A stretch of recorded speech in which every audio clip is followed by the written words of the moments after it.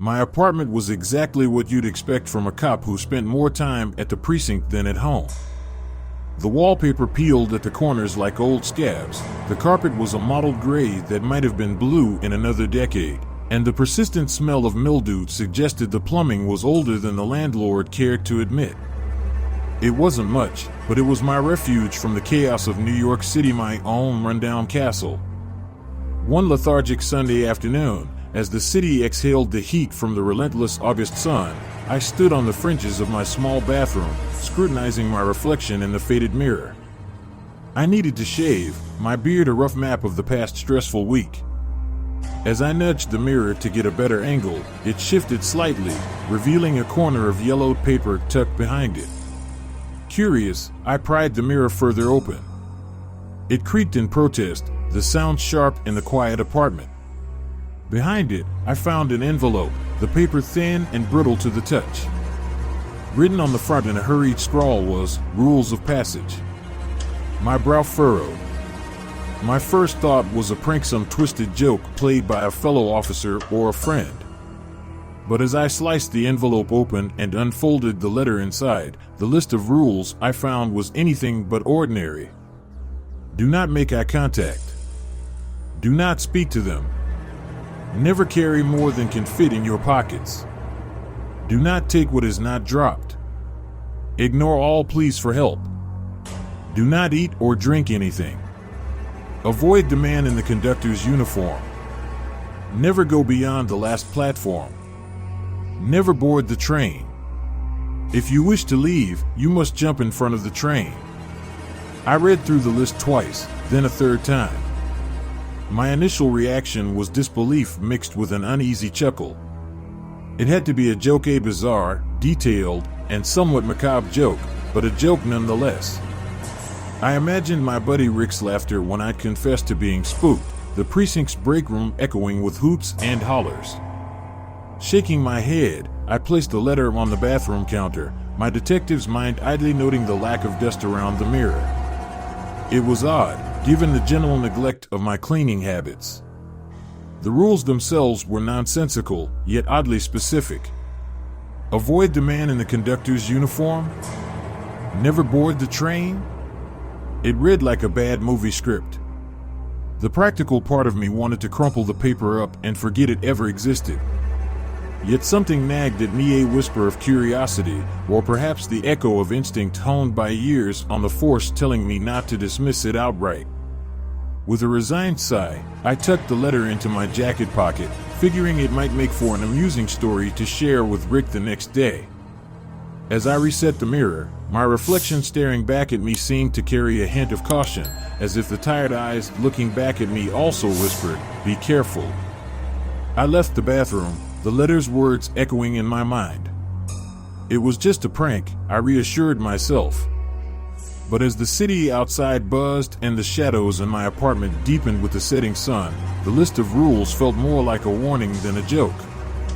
And deep down, as the evening crept over New York, I couldn't shake the feeling that my life had just taken a turn. A week had passed since I discovered the bizarre list of rules behind my bathroom mirror. Each day, the letter's presence gnawed at me, an itch in the back of my mind that wouldn't subside. The rules haunted my thoughts, whispering through my daily routines, disturbing my sleep. Finally, unable to quell my growing obsession, I decided to investigate. It was late, the kind of late that blanketed the city in a deep, uneasy quiet. I stood before my bathroom mirror, the letter in hand, rereading each rule as if trying to decode a secret message hidden in plain sight. With a deep inhale, I gripped the edges of the mirror and pulled. The mirror gave way with a groan, revealing not just the wall behind, but an opening, a dark, elongated tunnel that seemed to stretch into an impossible nothingness. Curiosity, sharp and demanding, overtook my hesitation. Flashlight in hand, I stepped into the tunnel.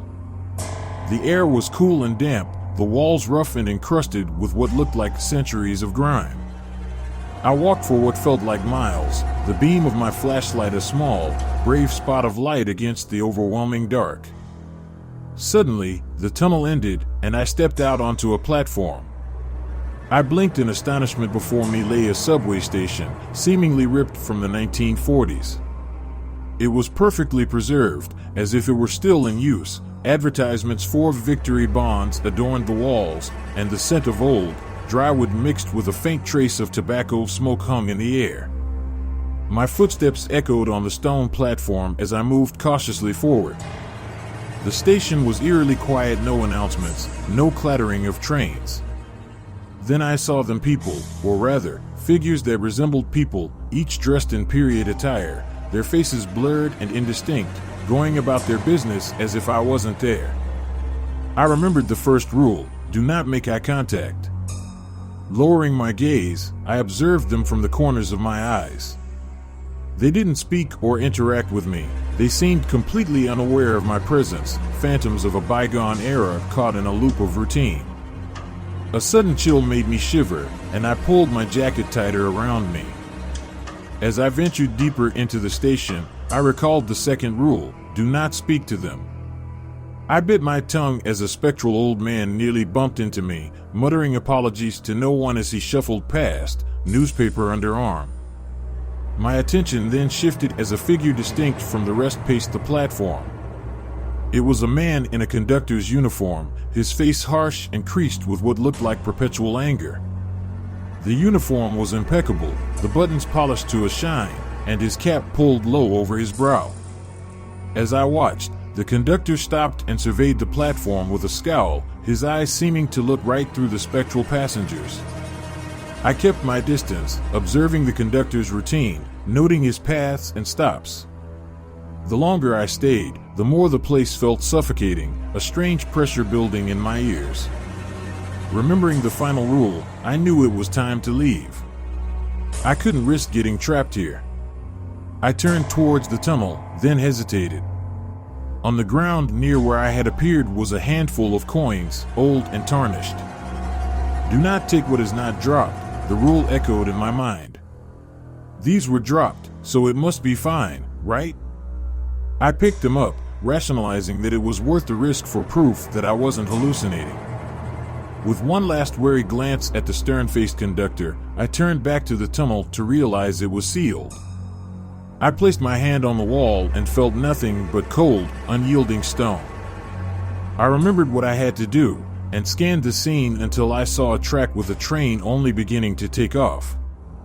It accelerated at an impossible rate, but I was able to make it to the edge of the platform just in time. I jumped in front of the phantom machine that made no sound as it raced towards me. Closing my eyes at the last moment, I braced for impact only to find myself tumbling onto the cold, hard tiles of my bathroom floor.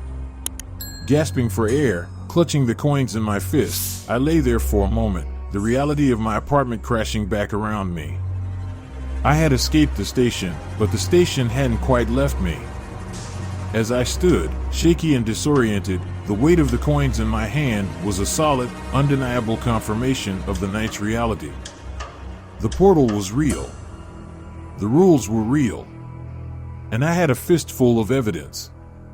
The first trip through the mirror tunnel left me both exhilarated and terrified. The coins I'd pocketed, a handful of pre-World War II nickels and dimes, were tangible proof of my unbelievable journey. As morning light seeped through the grimy windows of my apartment, I lay in bed, staring at the ceiling, the events of the night replaying in my mind like a looped film reel. Determined to understand the value of my find, I decided to visit a local antique shop known for its collection of coins and historical memorabilia. The small bell above the door jingled as I entered, the musty smell of old books and rust greeting me. The shopkeeper, a stooped old man with thick glasses perched on his nose, looked up from his newspaper as I approached the counter. "Can I help you?" the shopkeeper asked, eyeing my nervous demeanor.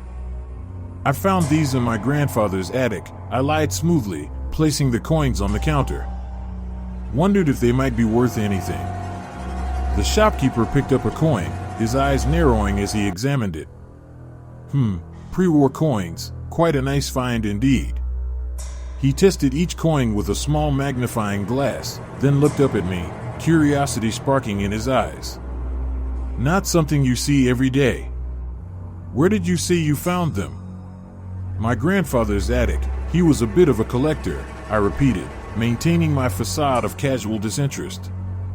After a few minutes of haggling, I walked out of the shop with a substantial amount of cash, much more than I had anticipated. The weight of the money in my pocket felt like a burning promise of potential. However, before I made it out the door, the shop owner said something that stuck in the back of my mind. "A word of caution," the shopkeeper said, his voice low and urgent. "The treasures of the past often come with a price. Be sure you're willing to pay it." Fueled by success, my visits to the station became more frequent. Each journey through the tunnel was a calculated risk, but the temptation of easy wealth was too strong to resist. I followed the rules meticulously, never making eye contact, never speaking to the spectral passengers, and always avoiding the conductor. My collection grew: old bills, more coins, even a few historical trinkets small enough to fit in my pockets. But with the increasing visits, my behavior at work began to change. I was distracted, my thoughts constantly wandering to my next trip through the mirror. My colleagues took notice, especially when I started showing up with new watches and unexplained cash. Rumors started, whispers of evidence tampering, or worse. Rick Dalton, a fellow detective and supposed friend, confronted me one day in the locker room. "Hey, Johnny, you hitting the casino these nights? You've got the look of a man who's found a gold mine." "Just some good luck on a few bets," I deflected, uncomfortable with the scrutiny. Rick raised an eyebrow but didn't push further. The conversation, however, heightened my paranoia. I knew I needed to be more careful, but the call of the coins, the whisper of the wind through the station, was irresistible. One afternoon, after pocketing a particularly rare find, a 1941 Liberty $50, I decided it was time to lay low for a while. I had enough stashed away to ease up, but as I turned to leave the station, I felt a chilling gaze on my back.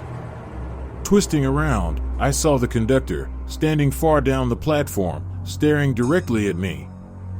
My heart skipped a beat. Had I been too greedy?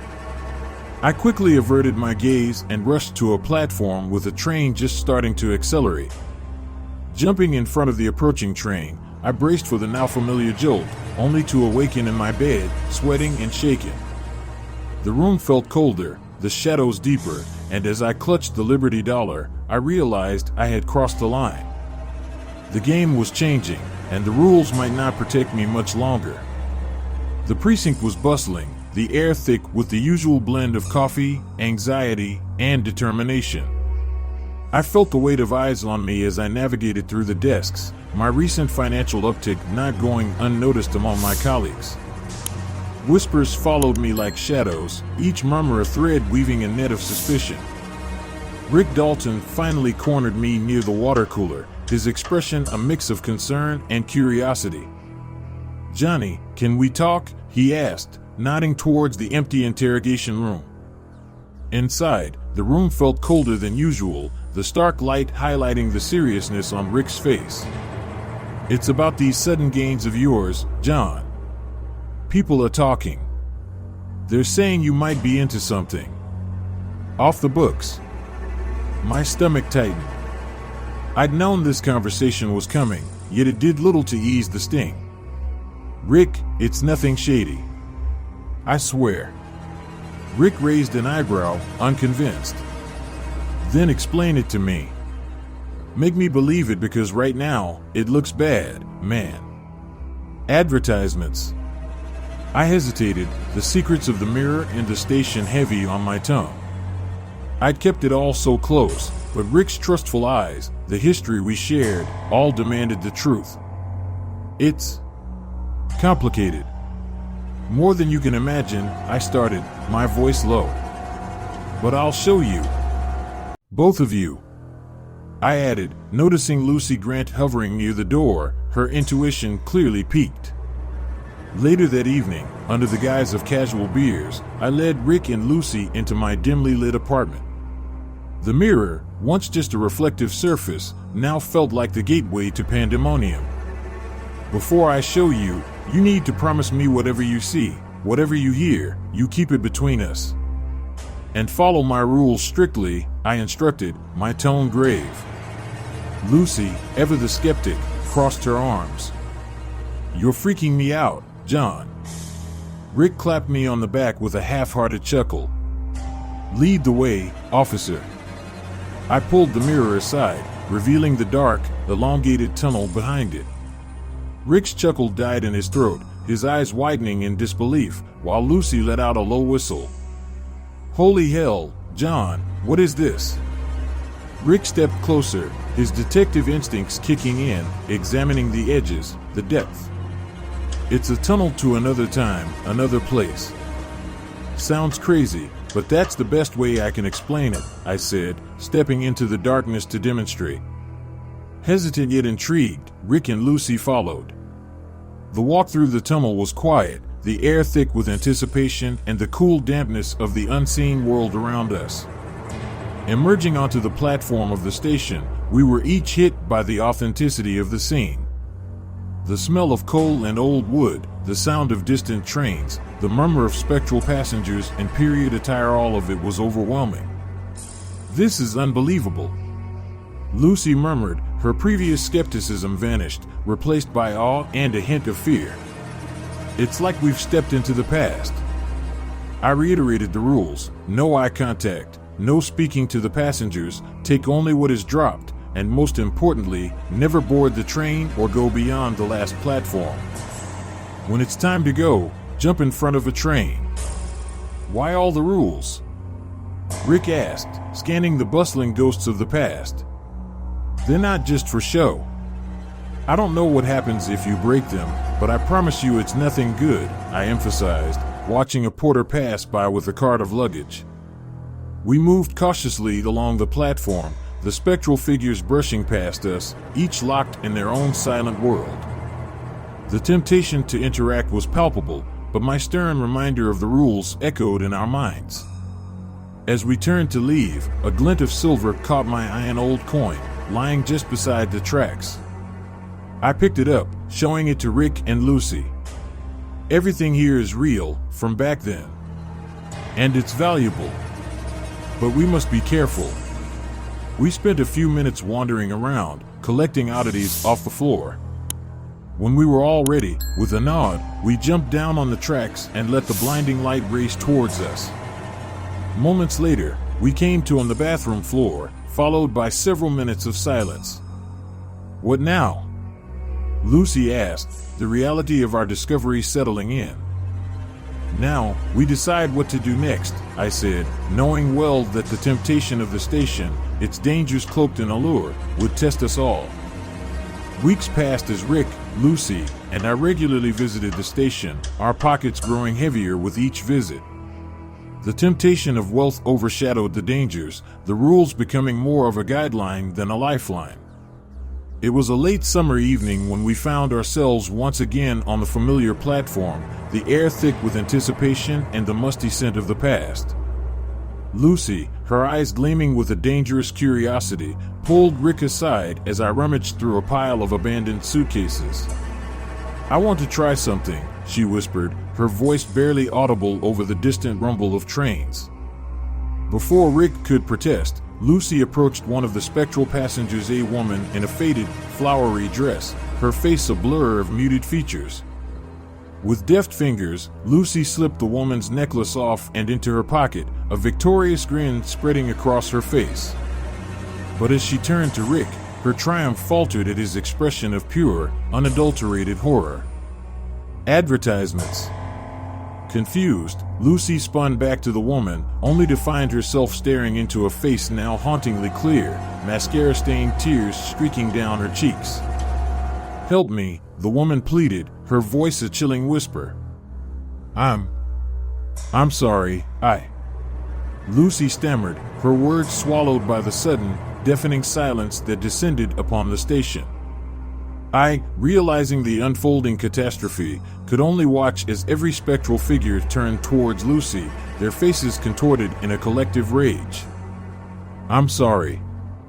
I didn't mean to, Lucy whimpered, her voice small and broken as the ghostly crowd advanced, their hands outstretched, grasping, tearing. In the distance, The conductor's eyes blazed with a fury that burned through the very fabric of reality. Lucy's screams echoed through the station as the vengeful specters descended upon her, their incorporeal forms suddenly all too solid, all too violent. Rick, his mind reeling, stumbled back towards the tracks, his voice cracking as he yelled to me, "We need to leave, now." I, transfixed by the spot where Lucy had stood just moments before, barely registered Rick's words. As we turned to flee, the conductor materialized before us, his presence a suffocating force, his anger palpable. He pointed at me, then at Rick, his eyes promising retribution as he strode towards us with purposeful steps. "Jump, now! In front of the train!" I screamed, my voice raw with desperation. But Rick, consumed by panic, made a fateful decision. As the spectral train glided into the station, its form a shimmering aberration, Rick leaped through its closing doors, my anguished cries fading behind him. Reaching the platform's edge, I could only watch as the train carried Rick away, his face a mask of sheer terror pressed against the window. The conductor, his scowl deepening, watched the train disappear into the abyss, his vengeance unsated. With a pounding heart and ragged breaths, I steeled myself for the inevitable. As the next train approached, I closed my eyes, whispered apologies to my fallen friends, and jumped. My hands shook as I stared at the blank wall where the hole once was, the ghost of the portal that had swallowed my friends, now just a patch of mismatched paint in my dimly lit bathroom. The reality of Rick's terrified face pressed against the train window haunted me, the echo of Lucy's screams merged with the constant, oppressive silence of my apartment. In a frantic haze, I grabbed a hammer and began to tear into the drywall, each strike a mix of hope and desperation.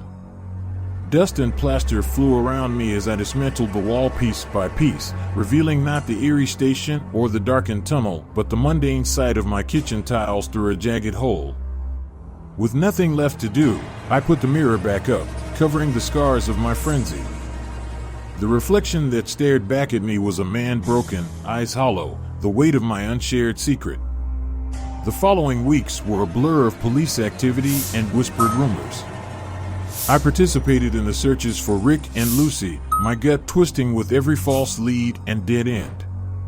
The precinct was rife with speculation and suspicion, the eyes of my colleagues probing and questioning.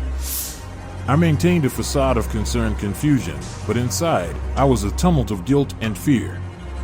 At night, I lay awake, the images of my last visit replaying behind my eyelids, the anger in the conductor's eyes, the spectral hands reaching for Lucy, Rick's decision to board the train.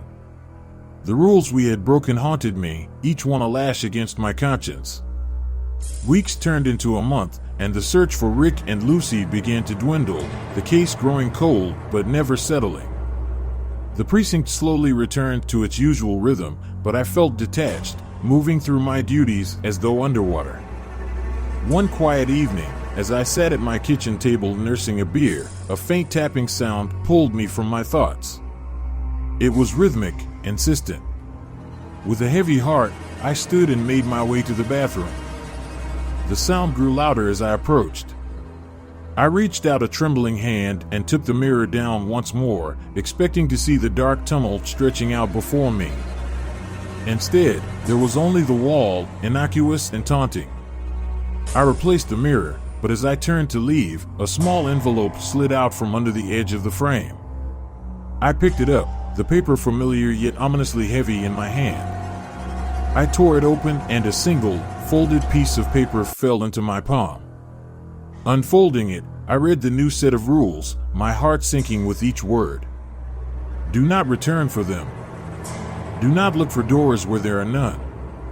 The past cannot be saved. Remember them as they were.